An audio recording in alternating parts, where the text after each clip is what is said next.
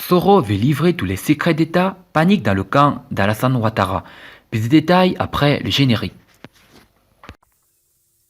Avant de commencer, n'oubliez pas de vous abonner et d'activer la cloche de notification, car cela va vous permettre de ne plus manquer les prochaines vidéos.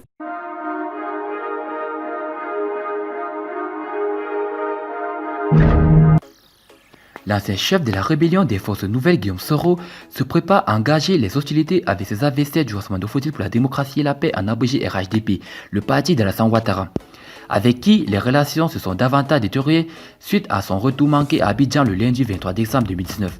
Après le fiasco de son retour à Abidjan, Guillaume Soro se prépare à vider son ventre de Kalao. C'est Mamadou Traoré, l'un des fidèles lieutenants du Parlement, qui a donné l'information dans un post relayé sur les réseaux sociaux. À l'écouter, la crise entre Guillaume Soro et le chef de l'État Alassane Ouattara a pris une tournure décisive, au point où l'ancien chef du Parlement ivoirien n'aura plus aucun remords à dévoiler certains secrets de la rébellion dont il en avait assuré jusqu'à la paternité. J'avais prévenu, j'avais dit qu'il ne fallait pas pousser cette tombe vivante qu'est Guillaume Soro. Ce Kalao Senufo a vidé son ventre rempli de secrets, a indiqué l'ancien directeur général de l'INFS.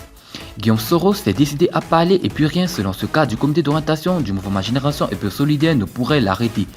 Nous les collaborateurs de Guillaume Soro savons la profondeur de son ventre. Bientôt vous verrez le Kalafo Senufo avec un petit ventre puisqu'il sera vidé de son contenu, a-t-il réenrichi.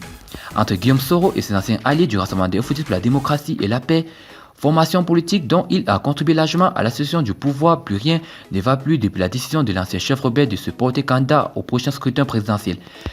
Les récents développements de l'actualité sociopolitique nationale, notamment le mandat d'arrêt international lancé contre lui, suivi des arrestations de plusieurs cadres et militants membres de la galaxie terroriste, ont envenimé la situation entre les deux camps. Guillaume Soro est en effet accusé d'atteinte grave à la sécurité d'État et de détournement de deniers publics.